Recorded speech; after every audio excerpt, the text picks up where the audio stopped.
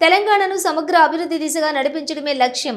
తానాఖాన్ 11వ రాష్ట్ర సదస్సులో ఐటీ మంత్రి దుద్దిళ్ల శ్రీధర్ బాబు తెలంగాణను సమగ్ర అభివృద్ధి దిశగా నడిపించడమే ప్రభుత్వ లక్ష్యమని, ఇందులో భాగంగానే వైద్య విద్యా రంగానికి పెద్దపీట వేస్తున్నామని రాష్ట్ర ఐటీ పరిశ్రమల శాఖ మంత్రి దుద్దిళ్ల శ్రీధర్ బాబు అన్నారు. Telangana hospitals, nursing homes association ఆధ్వర్యంలో కరీంనగర్లోని ప్రతిమ మల్టీప్లెక్స్లో నిర్వహించినటువంటి 11వ వార్షిక సదస్సు ముగింపు కార్యక్రమానికి మంత్రి శ్రీధర్ బాబు ప్రభుత్వ విప్ ఎమ్మెల్యేలతో హాజరయ్యారు.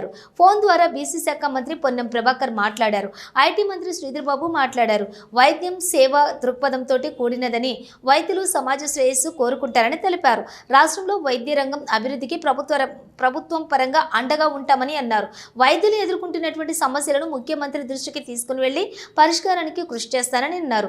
సదస్సులో వైద్యులు ఇచ్చిన సూచనలు, సలహాలు ముఖ్యమంత్రి రేవంత్ రెడ్డి, ఆరోగ్య శాఖ మంత్రి దామోదర రాజనరసింహ దృష్టికి తీసుకుని వెళ్లి సమస్యలపై సుదీర్ఘంగా చర్చించేందుకు ప్రత్యేక సమావేశం ఏర్పాటు చేసేలా చూస్తానని అన్నారు. రాష్ట్రాన్ని సమగ్ర అభివృద్ధి మార్గంలో తీసుకెళ్లే విద్య, వైద్య రంగాలపై ప్రత్యేక దృష్టి సారించనున్నారు. విద్యారంగం అభివృద్ధికి సంబంధించి అన్ని వర్గాలకు విద్యా సదుపాయాలు ఉండేలా పలు నూతన విధానాలను అమలు చేస్తున్నామని, ఇప్పటికే వాటి అమలులో స్పష్టమైనటువంటి పురోగతి కూడా కనిపిస్తోందన్నారు. సమాజంలో మీరందరూ చాలా కీలకమైన పాత్ర వహిస్తారు. అందరికీ తెలుసు, భగవంతుడి తర్వాత మానవ రూపంలో కనబడే ఎవరంటే డాక్టర్స్ అని చెప్తా ఉంటాం. ఈరోజు ఒక ముఖ్యమంత్రికో ప్రధానమంత్రికో సమస్య వచ్చినా డాక్టర్ దగ్గరికి పోవాలి, ఇంకెవరి దగ్గరికి పోలేదు. So doctor is very important in each and everybody's life. అది ఫండమెంటల్ థింగ్. సో ఆ సందర్భంలో మిమ్మల్ని గుర్తించాల్సిన బాధ్యత మాపై ఉంది. ప్రధానంగా ప్రభుత్వంలో ఉన్న ఏ పార్టీకైనా మనం గుర్తించాల్సిన అవసరం ఉంది.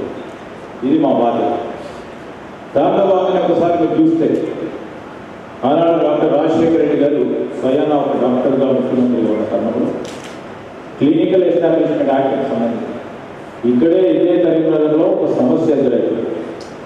ఆ సమస్యను పరిష్కారం తీసుకురావాలి, వారికి తెలిసిన వారుగా మరి ఒక ప్రధానమైన యాక్ట్ని కూడా తీసుకురావడం జరిగింది. ఎందుకంటే నేను కూడా ఆ శాసనసభలో ఉంటుంది. కనీసం ప్రభుత్వంలో పనిచేసిన డాక్టర్లందరికీ కూడా కనీస గౌరవం దక్కలేదు. ఆ ప్రభుత్వంలో హరీష్ రావు అనేటైనా ఇష్టం వచ్చినట్టు మాట్లాడినాడు. అవందరూ కూడా మా డాక్టర్ల మనోభావాలను, వాళ్ళ గౌరవాన్ని దెబ్బతిన్నది, బాధపడ్డారు. చాలా మంది వచ్చి నాకు రిప్రజెంట్ చేయడం కూడా జరిగింది సార్. కాబట్టి మన ప్రభుత్వంలో, వాళ్ళు ఎదుర్కొన్న ప్రభుత్వంలో కాంగ్రెస్ ప్రభుత్వాన్ని వాళ్ళు కావాలని తీసుకొచ్చినారు. ఈ డాక్టర్లందరూ కూడా కాంగ్రెస్ ప్రభుత్వం వస్తేనే ఈ సమస్యలు పోతాయి. తప్పకుండా మన గౌరవ ముఖ్యమంత్రి గారు రేవంత్ రెడ్డి గారు దృష్టికి తీసుకెళ్ళి మీరు వారి సమస్యలను సానుకూలంగా విని మళ్ళీ ఏదైనా మీటింగ్ మీకు ఒక సన్మాన సభ ఏర్పాటు చేసి కూడా వాళ్ళు చేస్తారు. కాబట్టి వాళ్ళ సమస్యలు చాలా ఉన్నాయి. అవి జిల్లాలో తెచ్చే పర్మిషన్ కానీ, లేకపోతే ఫైర్ విషయమే కానీ, ఇంకా వేరే సమస్యలన్నీ కూడా మీకు ఒక వినతి పత్రం ఇస్తారు. సో ఈ క్లినికల్ ఎస్టాబ్లిష్మెంట్ యాక్ట్లో చాలా అమెండ్మెంట్స్ తీసుకురావాల్సిన పరిస్థితి. ఎందుకంటే డాక్టర్స్ని చాలామంది వైద్య నారాయణ గారి అనే పరిస్థితి నుంచి మా డే టు డే లైఫ్ని గడపడం కష్టం ఉన్న పరిస్థితి మీరు అందరూ గుర్తించాలి. అందరూ ఏమనుకుంటే డాక్టర్స్ అంటే lucrative, very busy management handling lot, కానీ అలాంటి పరిస్థితి లేదు. ఇప్పుడు running a hospital becoming biggest cost to us.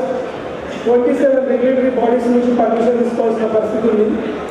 So అది స్టేట్ గవర్నమెంట్లో ముఖ్యమైన మంత్రిగా మీ దృష్టికి మీరు తీసుకురావాల్సిన పాయింట్స్ ఏంటంటే, we need lot of amendments in the clinical